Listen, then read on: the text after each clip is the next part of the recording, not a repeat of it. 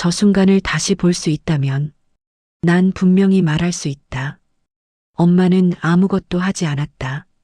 상견례였고 실수였고 누군가에겐 기회였다. 지금 이야기가 시작됩니다. 상견례 테이블 위 김치 접시가 가장자리에서 살짝 흔들렸다. 반짝이는 집게가 스쳤고 얇은 소스가 접시 밖으로 흐르며 공기가 멈췄다. 붉은 국물이 하얀 식탁보에 스며드는 동안 모든 시선이 한 방향으로 몰렸다. 내 어머니. 나는 그 순간을 천천히 다시 재생했다. 누가 언제 무엇을 건드렸을까? 어머니의 손은 접시에서 20cm쯤 떨어져 있었다. 하지만 예비 시어머니의 시선은 이미 결론을 내린 듯했다. 어머니에게서 접시로 다시 내게로. 이런 자리에 실수였겠지요. 그러니까 좀 더 조심하셔야. 실수라는 단어가 식탁 위에서 얇게 얼었다. 실수 혹은 의도. 둘 중 하나를 택하라는 말이었다. 나는 어머니의 손등을 봤다. 떨림은 없었다. 오히려 내 손이 미세하게 떨리고 있었다. 죄송합니다. 제가 접시를 제대로 못 봤나 봐요. 제가 다 닦아드릴게요. 닦임은 금세 끝났다. 하얀 행주가 붉은 자국을 지우고 예비 시어머니는 괜찮다는 듯 손을 내저었다. 그러나 장면은 끝나지 않았다. 예비 시어머니 옆에 앉은 여자 최은숙. 그녀의 손에 든 휴대폰 화면이 희미하게 빛났다. 카메라 앱이 켜진 채였다. 나는 그 순간을 기억했다. 찰칵. 셔터 소리는 없었지만 화면 속 프레임이 멈춰섰다. 사진 한 장이 우리보다 먼저 식탁 밖으로 번질 준비를 하고 있었다. 어머니, 괜찮으세요? 옷에 묻진 않으셨죠? 괜찮아. 다행히 앞치마에만 이 정도는 괜찮단다. 괜찮다는 말이 3번 반복됐다. 괜찮지 않을 때 사람들이 가장 자주 쓰는 단어.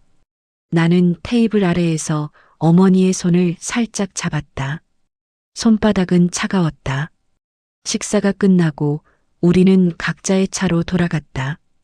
기철이 운전대를 잡으며 나지막이 말했다. 오늘 좀 아슬아슬했지? 괜찮아? 나는 고개를 끄덕였다. 하지만 괜찮지 않았다. 머릿속에서 장면이 반복 재생됐다. 접시, 집게, 소스, 그리고 멈춰진 시선들. 그리고 마지막에 남은 한 가지 의문. 누가 접시에 손을 댄 걸까? 그날 밤 민지에게서 카톡이 왔다. 언니, 이거 봐. 단톡방에 떴어. 화면 속 사진은 순간을 잘라낸 프레임이었다. 어머니의 손이 접시 가까이 있고 예비 시어머니의 앞치마에는 붉은 자국이 선명했다. 그러나 나는 안다. 그 손은 접시를 밀지 않았다. 소스는 튀었을 뿐이고 던짐은 없었다. 하지만 사진은 이야기의 순서를 바꿔놓는다. 장면의 앞뒤를 지우고 한순간만을 붙잡아 해석을 설득한다. 소문은 빠르고 해명은 느리다. 오늘 진짜가 드러나기 시작했다. 다음 날 아침 어머니는 평소처럼 식당 문을 열었다. 손놀림은 일정했지만 눈빛은 어딘가 멀어 보였다. 나는 커피를 내리며 어제의 사진을 다시 봤다. 민지가 보내준 단톡방 캡처. 댓글은 생각보다 빨리 그리고 잔인하게 달려 있었다. 어머, 이게 진짜야? 상견례에서 접시를 던지다니. 요즘 어른들 예의 없다더니 진짜네. 아들이 불쌍하다. 이런 집안이랑 사돈 맺으면. 나는 화면을 끄고 민지에게 전화를 걸었다. 민지야, 이 사진 원본 구할 수 있어? 연속 촬영이었는지 확인해봐. 이미 알아봤어. 근데 언니, 은숙 이모가 올린 거래. 예비 시어머니 친구 말이야. 최은숙. 상견례 자리에 동석했던 그 여자. 나는 그녀의 표정을 떠올렸다. 미소는 정중했지만 눈빛은 어딘가 차가웠다. 마치 무언가를 관찰하는 듯한. 오후 기철에게서 전화가 왔다. 수경아, 어머니가 좀 속상해 하셔. 사진 때문에. 나는 알고 있었다. 예비 시어머니가 속상한 건 사진 때문이 아니라 사진 속 상황 때문이었다. 그녀는 상처받은 사람의 위치를 확보하고 싶었고 사진은 그 증거였다. 기철아, 그 사진 잘못된 거야. 엄마는 접시에 손도 안 댔어. 나도 그렇게 생각해. 근데 어머니 입장도 이해가 좀 되거든. 조금만 시간을 주면 안 될까? 내가 잘 설명해 볼게. 설명. 그 단어가 나를 멈추게 했다.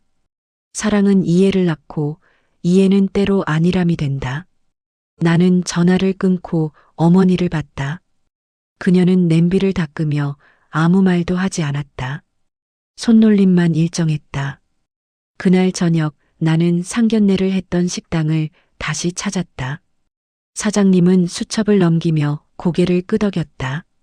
CCTV요? 테이블 쪽은 없고요.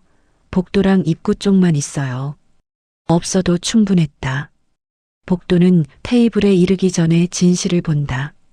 나는 영상을 요청했고 사장님은 고개를 끄덕이며 USB를 건넸다. 그날 손님 한 분이 상견례 전에 먼저 오셨더라고요. 앞치마 고쳐달라며 저한테 오셨어요. 젓가락을 쥔 채였죠. 손끝에 김치 양념이 묻어 있더군요. 나는 복도 화면을 돌려봤다. 최은숙. 그녀는 상견례 15분 전에 도착했고 테이블 근처를 서성였다. 화면 속 그녀의 손끝은 접시를 스치듯 밀었다. 아주 살짝, 티나지 않게. 그리고 다시 자리로 돌아갔다. 나는 영상을 멈췄다. 심장이 빠르게 뛰었다. 이건 실수가 아니었다. 누군가 의도적으로 무대를 만들었다. 언니, 이거 봐. 연속 촬영 3장 구했어. 메타데이터 보니까 0.3초 간격이야. 민지가 보내온 사진 3장을 나란히 놓았다. 첫 번째, 접시는 가장자리에 있었다.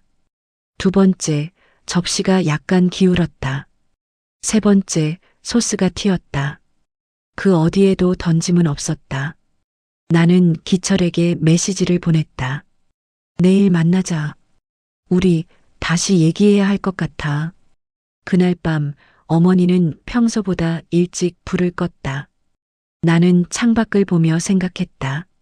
사진 한 장이 한 사람의 명예를 얼마나 쉽게 무너뜨릴 수 있는지, 그리고 진실을 되찾기 위해 얼마나 많은 증거가 필요한지.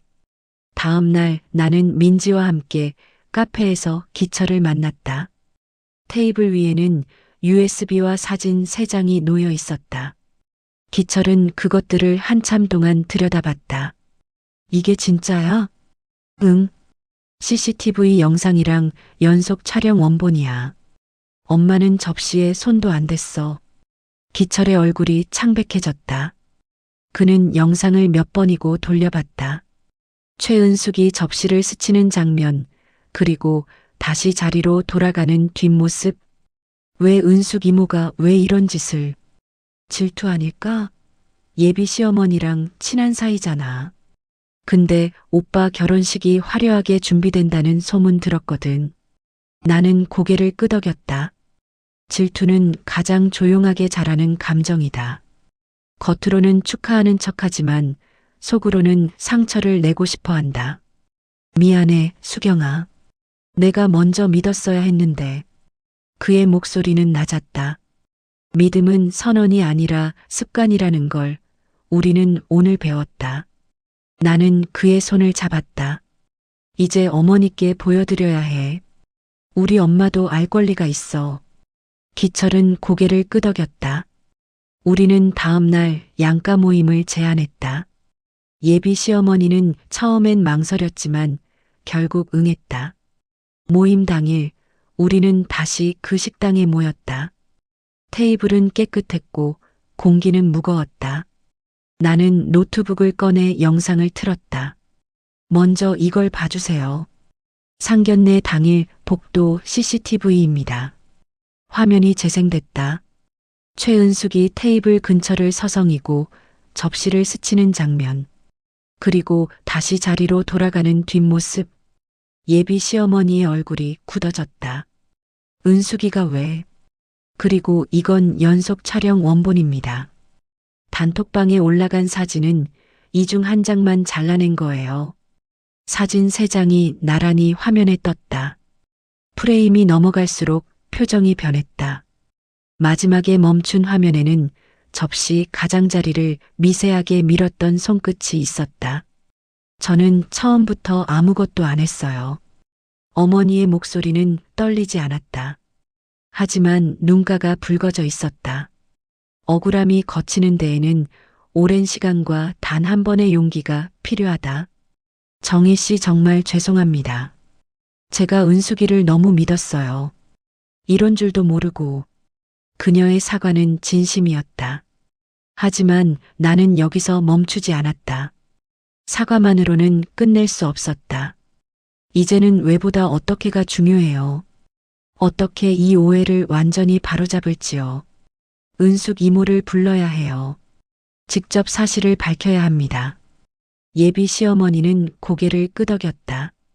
그녀는 전화를 걸었고 최은숙은 30분 후 식당에 도착했다. 무슨 일이세요? 갑자기 오라고 하시니. 나는 노트북을 그녀 앞으로 돌렸다. 영상이 다시 재생됐다. 그녀의 얼굴이 하얗게 변했다. 은수가, 이게 뭐야? 내가 왜 이런 짓을 한 거야? 나는 그냥. 그녀의 목소리는 떨렸다. 변명이 시작됐지만 우리는 더 이상 듣지 않았다. 진실은 이미 충분히 말했다. 최은숙은 한참 동안 침묵했다.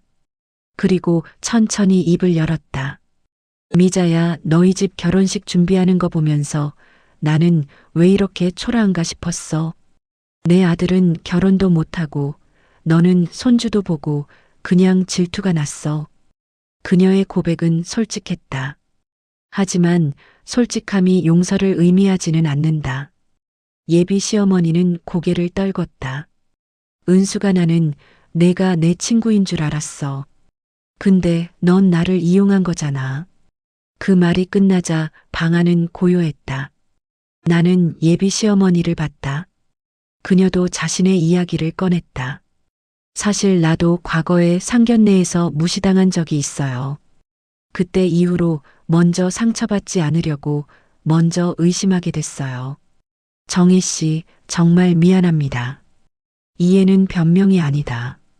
하지만 상처의 모양을 아는 것은 다음을 준비하는 데 필요하다. 어머니는 내 손을 가볍게 눌렀다. 수경아, 사람 일은 모르는 거다. 하지만 이제 알았으니 다시 시작하면 돼. 나는 어머니의 말에 고개를 끄덕였다. 하지만 마음속으로는 다짐했다. 다시 시작하되 경계는 분명히 하겠다고. 어머니, 우리가 결혼을 하려면 서로의 집을 존중하는 기준이 먼저여야 해요. 이번 일로 저도 많이 반성했습니다. 그의 문장이 끝나자 방 안은 잠시 비어 있는 것처럼 고요했다. 나는 결말의 톤을 마음속으로 다시 고쳤다. 화해가 먼저가 아니라 상식이 먼저. 상식 위에서라면 화해는 자연히 따라온다. 일주일 후 우리는 다시 모였다. 이번에는 양가 모두, 그리고 친척 몇 명까지. 나는 진행을 맡았다. 처음처럼 예의를 차리고 처음과 달리 확실하게 말했다. 오늘 이 자리는 진실을 바로잡기 위한 자리입니다. 첫째, 상견례 당일 사진과 영상의 순서를 바로잡겠습니다. 둘째, 잘못된 해석을 퍼뜨린 분은 지금 이 자리에서 사실을 바로잡아 주세요. 셋째, 앞으로 양가 모임은 공개 기록으로 남기겠습니다. 오해가 자랄 틈을 주지 않기 위해서입니다. 나는 화면을 다시 틀었다. 영상과 사진, 그리고 증언. 모든 것이 한 곳을 가리켰다. 제가 접시를 건드렸습니다. 실수처럼 보이게 하려 했고 사진을 퍼뜨렸습니다. 정희 씨, 정말 죄송합니다. 그녀의 사과는 명확했다. 그리고 예비 시어머니도 일어섰다.